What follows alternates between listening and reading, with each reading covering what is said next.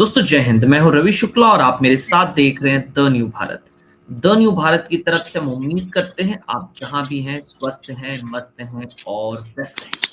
The new Bharat और कौशलम trust की तरफ से एक श्रृंखला चलाई जा रही है, वैचारिक श्रृंखला द न्यू भारत और कौशलम ट्रस्ट के संयुक्त तत्वावधान में टीएनबी महाभारत कथा, जिसके भिन्न प्रसंगों, भिन्न पात्रों को आदरणीय डॉक्टर लीना मेहंदले जी आपके बीच लेकर आती हैं। उन प्रसंगों, उन किस्सों, उन पात्रों के माध्यम से आने वाली पीढ़ियों को पोषित करने का, वैचारिक रूप से समृद्ध करने का कार्य हम संयुक्त रूप से कर रहे हैं। आइए एक बार फिर आज इस श्रृंखला के भीतर प्रवेश करते हैं और स्क्रीन पर हम ससम्मान आमंत्रित करते हैं आदरणीय लीना जी को और मधुकर सिधाई जी को। आदरणीय मैम और सर, आप स्वागत है। हम स्वागत करते हैं उन दर्शकों का जो अभी हमारे कार्यक्रम के साथ जुड़े हैं, जो पूर्व में इस कार्यक्रम को देख चुके हैं, जो भविष्य में इस कार्यक्रम को देखेंगे, और अनुरोध करते हैं सभी से कि आप अधिकाधिक लोगों के साथ जो वैचारिक रूप से समृद्धता की आवश्यकता है उस हेतु इस कार्यक्रम को अन्य लोगों के साथ साझा करें। आइए कार्यक्रम का शुभारंभ चूंकि हम शंखनाद के साथ में करते हैं, आदरणीय मधुकर जी से अनुरोध है कि वे शंखनाद करें और फिर हम कार्यक्रम में प्रवेश करते हैं। आदरणीय सर। सभी श्रोताओं को, लीना जी को और रवि जी को मेरा राम राम। पहले प्रार्थना होगी, बाद में शंखनाद होगा और बाद में एक श्लोक होगा। आज का श्लोक है लोकाभिरामं रणरंगधीरम राजीव नेत्रम रघुवंशनाथम कारुण्य रूपम करुणाकरंतम श्रीरामचंद्रम शरणं प्रपद्ये। पहले प्रार्थना। शंखादो चंद्र दैवत्यम कुक्षो वरुण देवता पृष्ठे प्रजापतिश्चैव अग्रे गंगा सरस्वती त्रैलोक्ये यानि तीर्थानि वासुदेवस्य चाज्ञया शंखे तिष्ठन्ति विप्रेन्द्र तस्मात् शंख प्रपूजयेत्। त्वं पुरा सागरोत्पन्नो विष्णुनां विधृतकरे नमितः सर्वदेवेश पांचजन्य नमोस्तुते। ओम पांचजन्याय विद्महे पावमानाय धीमहि तन्नः शंख प्रचोदयात्। ओम शंखाय नमः।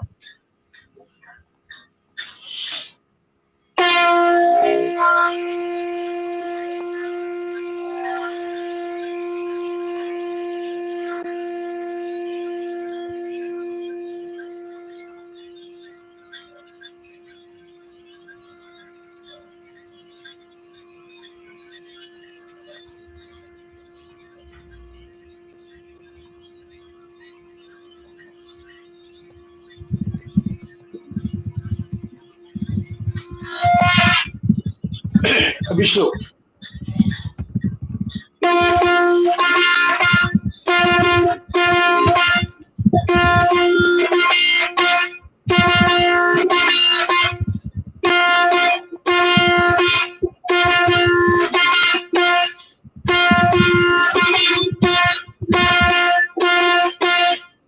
धन्यवाद।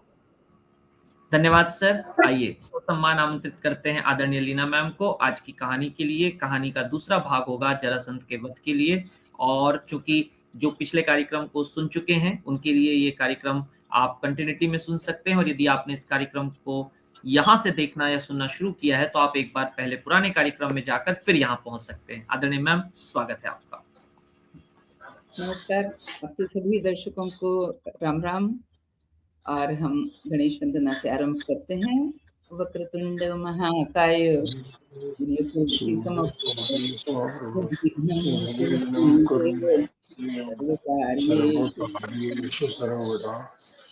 श्री कृष्ण वंदना। त्वमादिदेवः पुरुषः पुराणः त्वमस्य विश्वस्य परं निधानम् वेत्तासि वेद्यं च परं च धाम त्वया ततं विश्वमनन्तरूप। और आपके सभी दर्शकों को फिर से एक बार नमस्ते, राम राम। और हम आते हैं जरासंध के वध की कथा पर।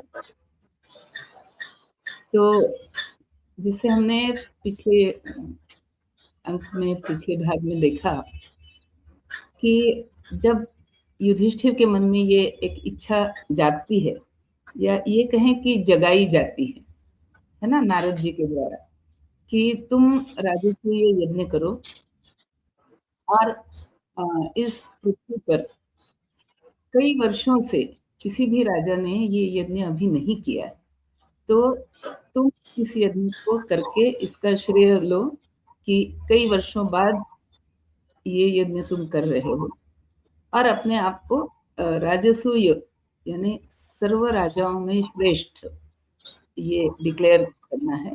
तो तुम अपने आप को डिक्लेयर करो।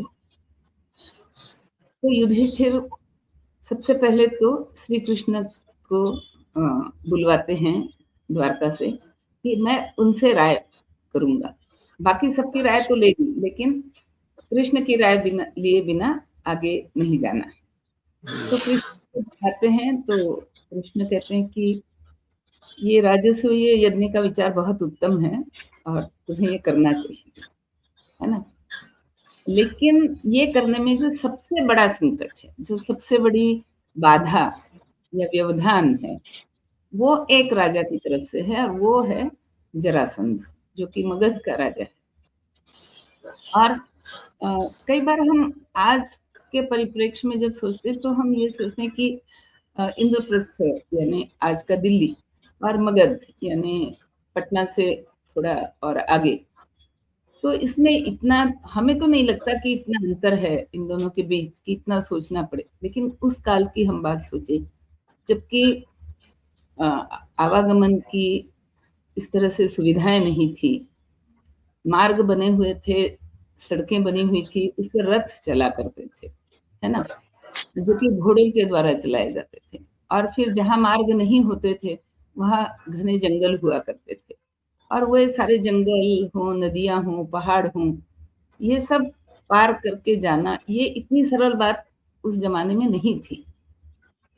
इसलिए राजा अपनी अपनी जगह पे अपने अपने राज्य व्यवस्था अपनी अपनी तरह से चलाते थे, और ये बहुत कम होता था कि एक राज्य ने दूसरे राज्य पर आक्रमण किया हो या लड़ाई की हो। लेकिन लड़ाइयां भी होती थी, ऐसा भी नहीं कि नहीं होती। तो तो कृष्ण ने कथा बताई जरासंध की कि क्यों सबसे बड़ा व्यवधान जरासंध है। तो जरासंध का वर्णन कृष्ण ने इस प्रकार से किया कि ये जरासंध जो है, इसने 17 बार मथुरा पर आक्रमण किया, 17 बार हमें प्रवेश पड़ा। किसी तरह से हम इसको बस इतना कर पाए कि हम कहीं इधर जाकर के छिपे, उधर जाकर के छिपे, यहाँ भागे वहां भागे, और वो अंततः अपनी सेना लेकर के वापस लौट गया। फिर दोबारा उसने आक्रमण किया, फिर तीसरी बार किया, फिर चौथी बार। तो 17 बार कभी हमारी जीत हो रही है, कभी उसकी जीत हो रही है, लेकिन वो जीत जो है वो निर्णायक नहीं है। और उसमें एक कारण ये भी बताया, जो मैंने पिछली बार उल्लेख करना मेरा रह गया था, कि कंस के पास 2 ऐसे मंत्री थे, हंस और डिंभक, जो बहुत ही गहरे मित्र थे, और उनको ये वरदान था कि उनकी मृत्यु किसी भी अस्त्र या शस्त्र से नहीं होगी। और वे बहुत ही अधिक गहरे मित्र थे। तो चूंकि उनको अस्त्र शस्त्रों से पराजित करना संभव नहीं था, लेकिन वो किसी पर भी अपने अस्त्र शस्त्र छोड़ सकते थे। तो एक बहुत बड़ा सामर्थ्य था जरासंध के पास उनके रूप में। तो कृष्ण बताते हैं कि जब वो 17वीं बार जब वो युद्ध करने आए सारे लोग मगध से मथुरा, तो उस समय उसकी सेना में एक और भी एक राजा या सेनापति था, उसका भी नाम हंस था, और वो हंस जो है वो बलराम जी के हाथों मारा गया। तो जैसे ही सेना में खबर फैली कि हंस मर गया, तो जो डिंभक है वो इतना दुखी हुआ कि उसने अपने मित्र के निधन का समाचार, तो उसके शोक में उसने यमुना जी में कूद करके अपनी मतलब प्राण दे दिए। और जब डिंभक के मरने की बात सुनी, तो जो असल में जो हंस था, असल हंस यानी जो जरासंध का मंत्री था या उसका सेनापति था, तो उसने भी इसी तरह से यमुना में कूद करके अपने प्राण त्यागे। अर्थात तो इस तरह से उन दोनों का तो वध हो चुका, जरासंध की शक्ति भी कम हो गई, लेकिन फिर भी हम लोगों ने यानी मथुरावासी जो यादव कुल था, उन्होंने ये सोचा कि अब ये बार-बार आक्रमण किए जा रहा है, तो अच्छा है कि हम लोग यहाँ से अपना बोरिया बिस्तर समेट करके निकल जाएँ। तो वे लोग आकर के द्वारका में बस गए, जहाँ पर जरासंध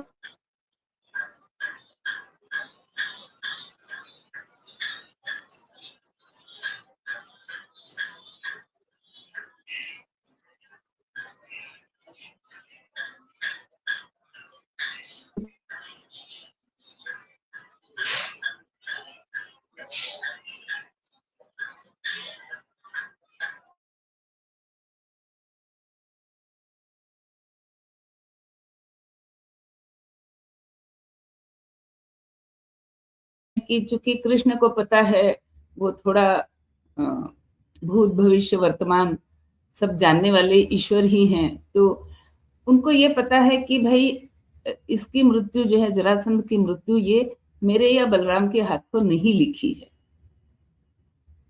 और हो न हो ये भीम के हाथों लिखी है। ये भी, लेकिन वो प्रकट नहीं कर सकते ना, वो लोगों को नहीं बता सकते कि मैं ईश्वर हूँ और मैं ये जानकारी रखता हूँ। लेकिन हाँ, वो ये बताते हैं कि हमें लगा कि हमसे वो नहीं मर पाएगा, तो हम लोगों ने उसका विचार नहीं किया है। लेकिन अगर तुम कह रहे हो तो ये बहुत अच्छी बात है, और मेरा ये सुझाव है कि राजसूय का विचार करने से पहले हम अगर जरासंध के का वध कर सके,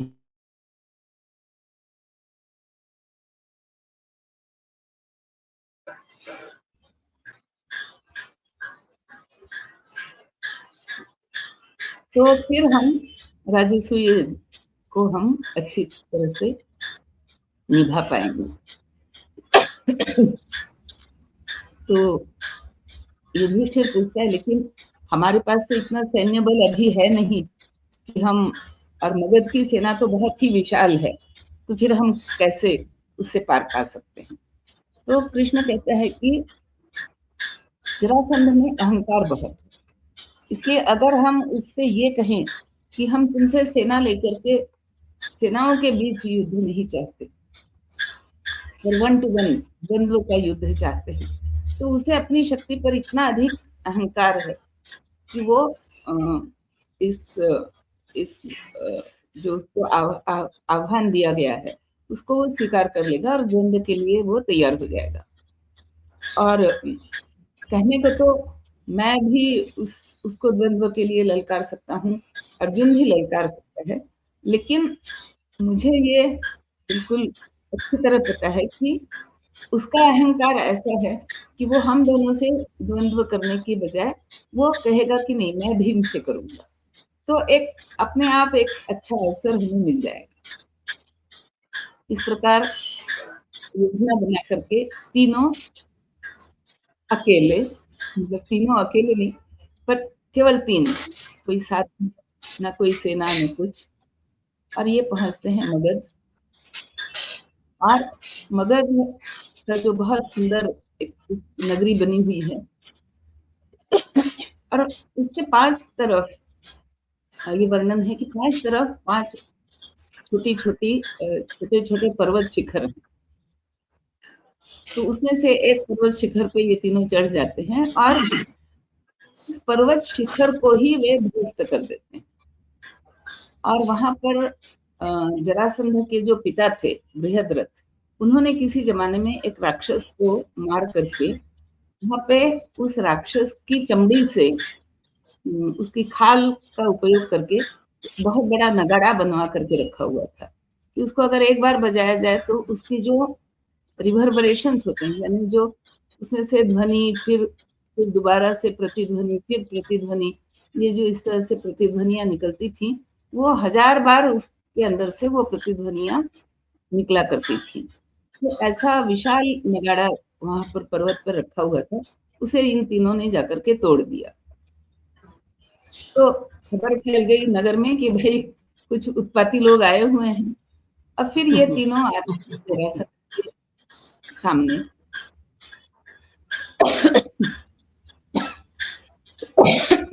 और ब्राह्मण वेश में है। तो जरासंध पूछता है कि तुम्हें क्या दान चाहिए। तो कृष्ण कहते हैं कि ऐसा है कि मेरे साथ ये जो दो हैं, जो मेरे से गुरुतर हैं, यानी मैं उनका आज्ञाकारी हूँ, लेकिन ये दो मौन व्रत रखे हैं और ये मध्य रात्रि के बाद ही अपना मौन व्रत खोलते हैं और जोर होते होते फिर से मौन व्रत में आ जाते हैं। तो तुम ऐसे करो कि हम जहाँ रुके हैं वहां पर मध्य रात्रि के समय आकर के हमसे मिलो, तो फिर ये दोनों बताएंगे कि हमें क्या दान चाहिए। मतलब बड़ा एक बड़ी चतुराई से, है ना, उसको एक जान। अच्छा, जरासंध भी समझ रहा है कि ये कोई साधारण ये लोग हैं नहीं, लेकिन वो पहचान नहीं पा रहा है कि ये है कौन। तो कहते हैं ठीक है, मैं आ जाता हूँ मध्य रात्रि के समय। तो मध्य रात्रि के समय जब वो पहुंचता है जरासंध, तो वो बताता है तो तीनों को कि भाई मुझे इतनी तो समझ है कि तुम तीनों ब्राह्मण नहीं हो, लेकिन ब्राह्मण का वेश धारण करके मेरे से दान मांगने आए, तो दान तो मैं तुम्हें दूंगा और ये भी बता दूं कि तुम ब्राह्मण नहीं हो, ये भी मैं समझ रहा हूँ। तो चलो तुम दान पहले मांग लो, क्या मांगना है। तो फिर कृष्ण समझाते हैं कि हमें तो दान में द्वंद्व युद्ध चाहिए और वो भी मल्ल युद्ध चाहिए, तुम हम तीनों में से किसी एक को चुन लो। तो जरासंध कहता है कि अब अपना परिचय भी बता ही दो। तो फिर कृष्ण बताते हैं कि मैं वसुदेव का पुत्र श्री कृष्ण, जो कि तुम्हारा शत्रु। तो पहले तो सीधा सपाट, और ये है भीम और ये है अर्जुन। तो जरासंध कहता है कि कृष्ण, तुम्हारी बात तो मुझे समझ में आती है कि तुम्हारा मेरा वैर है, क्योंकि तुमने मेरे दामाद जो है कंस उसको मारा है, लेकिन मुझे ये नहीं समझ आ रहा ये दो ये मेरे से क्यों वैर रख रहे हैं। इनका तो मैंने कभी कुछ बिगाड़ा नहीं, इनका कभी हमारा सामना नहीं हुआ, ये मेरे से वैर भाव क्यों रख रहे हैं, और इसका कोई औचित्य नहीं है, तो ये न्याय संगत नहीं है कि ये मेरे से वैर रखते हैं। अब देखो बात, मतलब मैं ये बताना चाहती हूँ कि इस जमाने में न्याय का बड़ा ध्यान रखा जाता है, और अगर किसी अगले व्यक्ति को नीचा दिखाना है तो उससे ये कहो कि देखो तुम जो कर रहे हो न्याय संगत नहीं है। तो उसका जस्टिफिकेशन देना आवश्यक हो जाता है सामने वाले के लिए। लेकिन कृष्ण और अर्जुन और भीम उसको जस्टिफाई करते हैं, वो बोलते हैं कि देखो ये न्याय संगत है। और क्यों है? क्योंकि तुमने राजाओं का बलि चढ़ाने के लिए, और बलि क्यों? ताकि रुद्र तुम पर प्रसन्न होकर के तुम्हें और अधिक शक्तिशाली बनाए, अर्थात स्वतः के स्वार्थ के लिए तुमने राजाओं का बलि चढ़ाने की सोची है, और इसलिए तुमने अभी 86 राजाओं को कैद भी करके रखा हुआ है। तो समाज में जो भी व्यक्ति बलवान है, ये उसका कर्तव्य बन जाता है कि इस प्रकार जब किसी दुर्बल जब दो व्यक्ति आपस में कुछ व्यवधान आ रहा है, ये मेरी तरफ से है क्या? जी मैम, नहीं मैम, हो गया है, दूर हो गया है, आप चलें जी। तो ठीक, तो वो कहता है कि ये समाज में जो भी बलवान व्यक्ति है उसका कर्तव्य है कि अगर दो लोग जिनमें से एक बलशाली है और दूसरा अपेक्षाकृत कम बलशाली है या बलहीन है, और उस बलहीन व्यक्ति को अन्याय पूर्वक इस बलवान व्यक्ति ने दबा करके रखा हुआ है, कैद करके रखा हुआ है और गलत इरादे से रखा हुआ है, तो फिर समाज में जितने भी लोग समझते हैं कि मैं बलशाली हूं, उसका कर्तव्य बन जाता है कि उस अन्याय को रोके। तो तुम हमारे साथ न्याय की दुहाई तो बिल्कुल ही मत दो, क्योंकि बड़ा अन्याय तो तुम कर रहे हो कि जिन राजाओं ने तुम्हारा कभी कुछ नहीं बिगाड़ा, उनको तुमने कैद करके रखा है, उनको बलि देने की बात कर रहे हो। और किस लिए? ताकि रुद्र तुम पर प्रसन्न हो और तुम्हें अधिक बल दे। तो इसका हम विरोध करते हैं और हमारा ये दायित्व बनता है, अगर हम शक्तिवान हैं तो हमारा दायित्व बनता है कि उन राजाओं की हम रक्षा करें। तो इसलिए हम तुमसे द्वंद्व की अपेक्षा रखते हैं और तुम हमसे द्वंद्व करने के लिए अब प्रस्तुत हो जाओ। अब कोई तुम्हारा मतलब अब तुम्हारे पास नकारने के लिए कोई वजह नहीं है। तो जरासंध कहता है ठीक है। तो जरासंध भी उनसे कहता है कि ठीक है, तो अपने पुत्र का वो राज्याभिषेक तो नहीं, पर उसको राज्य सौंप देता है, मंत्रियों से कहता है कि अगर मुझे कुछ हो जाए तो इसका राज्याभिषेक कर देना। तो सारे मंत्री उसको कहते हैं तुम्हारा क्या होने वाला है, वो जो तीनों हैं जो तुम्हें द्वंद्व के लिए ललकार रहे हैं, उसमें से जो भी तुमसे द्वंद्व करेगा वही समाप्त होने वाला है। खैर, दूसरे दिन जब पहुंचते हैं अखाड़े में, मल्ल युद्ध के अखाड़े में, तो जरासंध जैसे कृष्ण ने सोचा हुआ था, जरासंध कहता है कि मैं तो भीम से लड़ूंगा। तो भीम का और उसका युद्ध आरंभ होता है। अब ये वर्णन है कि कार्तिक मास के पहले दिन से जो युद्ध आरंभ होता है वो 13 दिन लगातार, है ना, बिना खाए पिए, बिना सोए, बिना कुछ अन्य किए दोनों लड़ रहे हैं। और फिर भीम को लगने लगता है कि अब जरासंध 13 दिन के बाद जा करके जरासंध जो है वो थोड़ा सा थका हुआ सा लग रहा है। तो भीम उसको उठा करके, सिर पर उठा करके गोल गोल उसको घुमाने लगते हैं। तो उसी समय कृष्ण जो है, उस कृष्ण ने पहले ही जरासंध की कथा कही हुई है कि कैसे 2 भाग जो थे उनको एकत्रित करके वो जरा नाम की जो राक्षसी थी उसने जोड़ा हुआ था। तो कृष्ण एक घास का तिनका उठाते हैं और उसको बीच से चीर करके यूं फेंक देते हैं।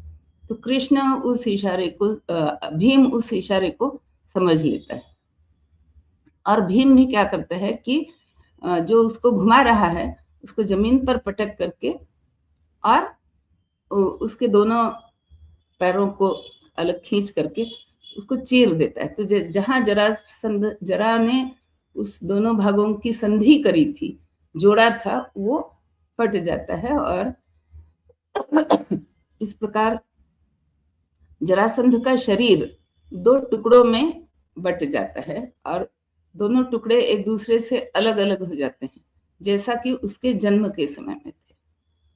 लेकिन अब देखो उस जरा राक्षसी का जो मंत्र प्रभाव है वो कैसा है कि 2 टुकड़े होने के बाद वे टुकड़े स्वयं ही आपस में वापस एक दूसरे के पास आकर के चिपक जाते हैं और जरासंध फिर खड़ा हो जाता है। तो सबको बड़ा आश्चर्य होता है, सारे देखने वाले लोग भी चकित हो जाते, क्योंकि बहुत लोग देखने के लिए आए हुए हैं कि क्या युद्ध हो रहा है।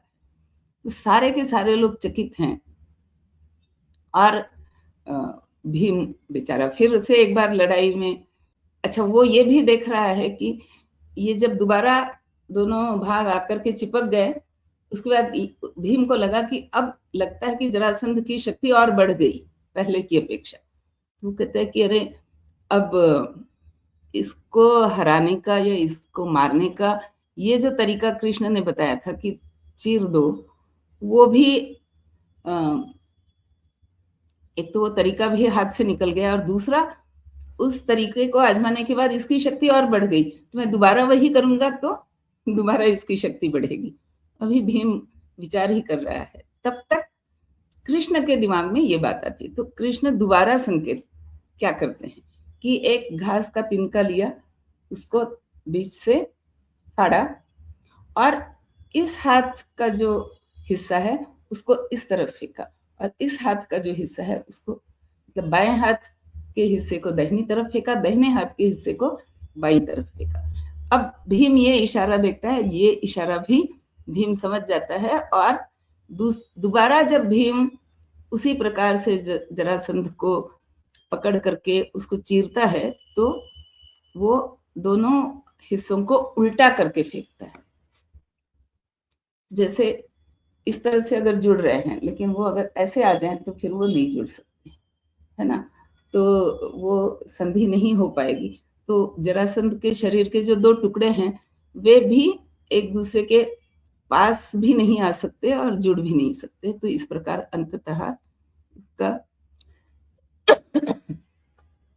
कभी कभी मैं सोचती हूँ कि उस जमाने का शरीर शास्त्र का ज्ञान कितना अधिक ऊंचाई पर पहुंचा होगा कि इस तरह से जरासंध का जन्म हो, है ना, दो हिस्सों में बट करके फिर उसको जोड़ा जाए, फिर उसको फिर से फाड़ा जाए और फाड़ने के बाद भी जब तक उसको उलट पलट ना दो तब तक वो दोबारा आकर के जुड़ता रहे। तो बहुत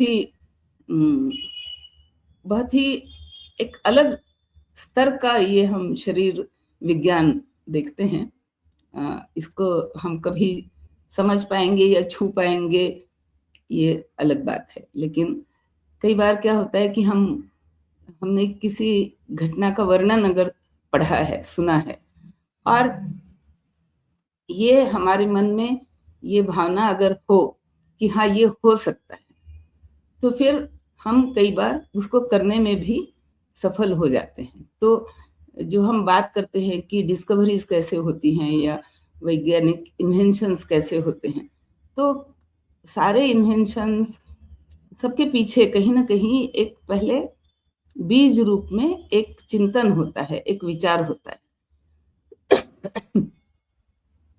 और ये बात केवल जो वैज्ञानिक डिस्कवरीज हैं या वैज्ञानिक इन्वेंशंस है उसके लिए ही सही है ऐसा भी नहीं है।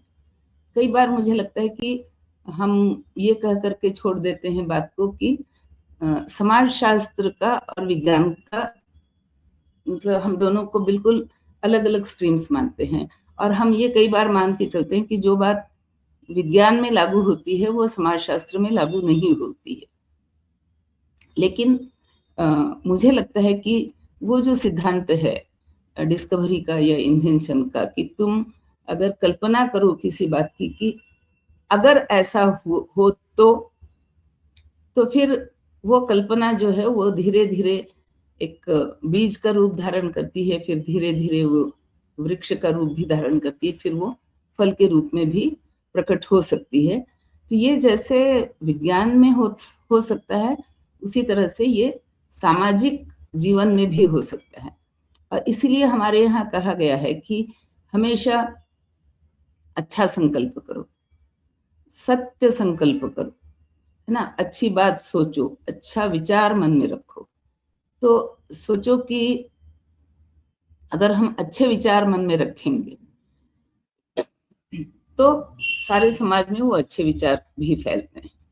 और ये जो जरासंध के वध के लिए जो एक न्याय संगत किस प्रकार है कि भीम क्यों उससे आकर के लड़े, ये जो कारण बताया, ये कारण तो मुझे लगता है कि बहुत ही हमें इस कारण पे बहुत गौर से इसको सोचना चाहिए कि हम अपने आप को बहुत सक्षम मानते हैं। कई बार हम मानते हैं कि हमारे अंदर काफी प्रभाव है, हम लोगों को प्रभावित कर सकते हैं, चाहे अपनी बुद्धि के बल पर हो, चाहे अपने धन दौलत के बल पर हो, चाहे अपने विचारों के बल पर हो, है ना, चाहे किसी भी कारण से समाज में हमारी एक प्रकार से लोक मान्यता बन गई है उसके कारण हो।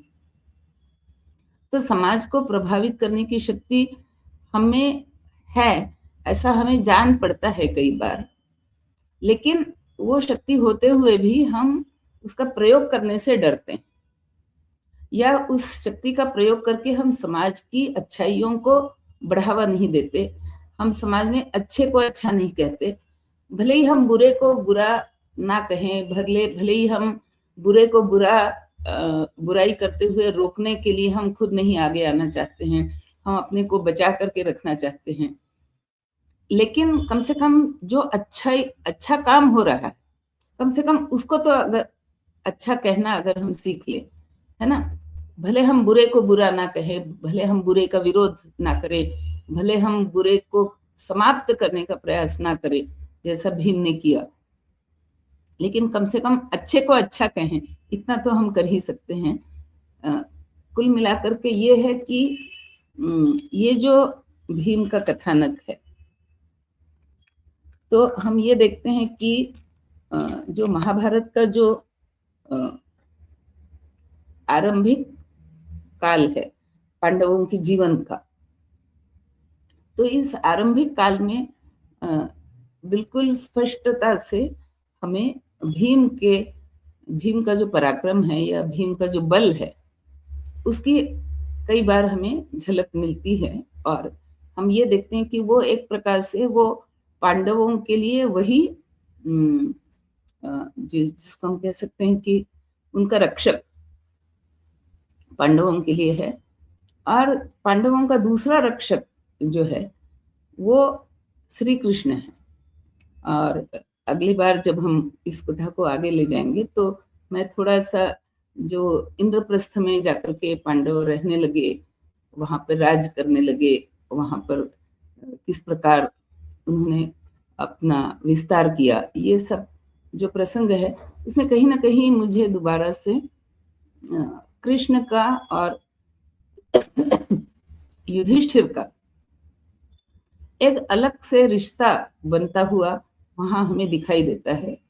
उसको बहुत गहराई से तो महाभारत में कहीं प्रकट नहीं किया गया, लेकिन एक रिश्ता उनके भीतर दोनों के बीच में बनता हुआ दिखाई पड़ता है। और अर्जुन के साथ जो रिश्ता है वो और भी अधिक गहरा होता चलता है, तो इसको हम अगले भाग में देखेंगे। लेकिन जरासंध की कथा पर जब हम आते हैं तो जरासंध की कथा से हम देखते हैं कि भीम की सर्वश्रेष्ठता जो है वो यहाँ पर सिद्ध हो जाती है। और फिर जो कैद किए हुए जो राजा थे, सारे राजाओं को तुरंत अर्जुन, भीम और कृष्ण वो जरासंध का रथ, जो जरासंध जिस रथ पर बैठ करके इस मल्ल भूमि में मल्ल युद्ध के लिए आया हुआ है, उसी रथ पर भीम और अर्जुन को बैठा करके और खुद सारथी बन करके कृष्ण, मतलब बाकी सारे लोग अभी देख रहे हैं, समझ ही रहे हैं कि अरे ये तो लग रहा है कि जरासंध मर गया, है ना। अभी उस घटना को लोग देख ही रहे हैं, तब तक कृष्ण, भीम और अर्जुन वहां से रथ पर सवार होकर के निकल जाते हैं और नगर से बाहर उस जगह पे आते हैं जहां सारे राजाओं को कैद करके रखा है। तो किसी को कुछ कहने सुनने का मौका मिले, सभी अभी इसी बात से हतप्रभ हैं कि जरासंध की तो मृत्यु हो गई। ऐसे समय में कृष्ण, अर्जुन और भीम आकर के उन सारे राजाओं को कैद से छुड़ाते हैं।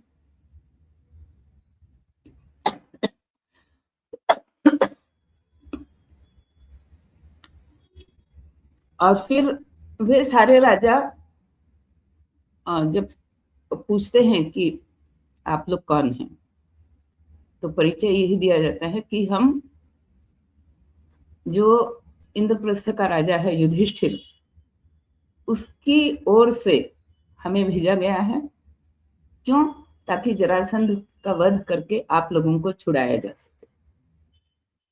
तो सारे राजा भी बड़े प्रसन्न होते हैं, कहते हैं कि इस तरह से हमारे लिए सोचने वाला कौन आ गया। तो फिर उनको बताया जाता है कि युधिष्ठिर एक यज्ञ करने वाले हैं तो उसमें आप सभी लोगों को निमंत्रण है, आप वहां पधारें, लेकिन अभी आप अपने अपने राज्य को लौट जाइए।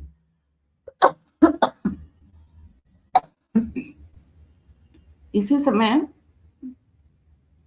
चूंकि जरासंध के वध की सूचना मिल चुकी है, तो उसका जो बेटा है उसका नाम भी सहदेव है। तो सहदेव अपने मंत्रियों के साथ आता है और वो कृष्ण से निवेदन करता है कि ये मतलब मैं मेरे पिता की मृत्यु के बाद मैं आप लोगों की शक्ति को समझ गया हूँ, मैं आप लोगों की शरण में हूँ। तो कृष्ण कहते हैं कि ठीक है, हम तुमसे युद्ध नहीं करना चाहते, या हम तुम्हारे साथ कोई बैर हम नहीं रखेंगे, लेकिन तुम्हें भी निमंत्रण है कि तुम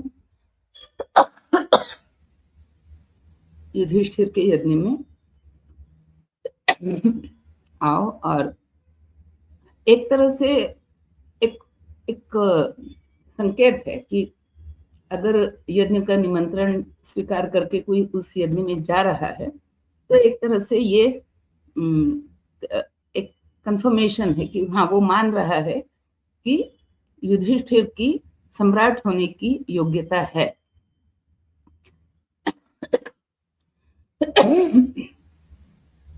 तो उस योग्यता का प्रमाण है कि कितने राजा वहां पहुंच रहे हैं।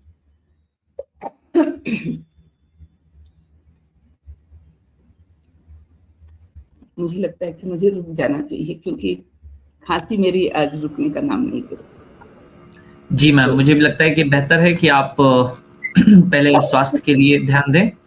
और जिस तरह से आपने जरासंध की कहानी सुनाई है, मुझे लगता है वो अपने आप में काफी है, और इसके साथ के जो प्रसंग बीच बीच में आएंगे, उन प्रसंगों में ये कथा प्रत्यक्ष या अप्रत्यक्ष रूप से कहीं ना कहीं मैं फिर एक बात जुड़ेगी। कहना चाहती हूँ, जी एक बात कहना चाहती हूँ, बस जस्ट मनोरंजनात्मक ही समझ लो जी कि ये जो जरासंध का रथ है, इस रथ का वर्णन किया गया है कि ये रथ बहुत ही पुरातन है, और जरासंध को प्राप्त हुआ बृहद रथ से, बृहद रथ को किसी और राजा को इंद्र से, और इंद्र ने मतलब इंद्र ने वो रथ वसु नाम के एक राजा को दिया था, वसु ने किसी और राजा को दिया था, और वहां से बृहद रथ से जरासंध। और अब सहदेव कहता है कि इस रथ की कई विशेषताएं हैं। जी तो वो श्री कृष्ण से कहता है कि आप लोग इसी रथ में बैठ करके इंद्रप्रस्थ जाइए, और आप ही लोग इस रथ का प्रयोग करिए। तो उस रथ की एक विशेषता ये भी है कि नॉर्मल रथ में एक ही योद्धा बैठ करके युद्ध कर सकते। जी मैम।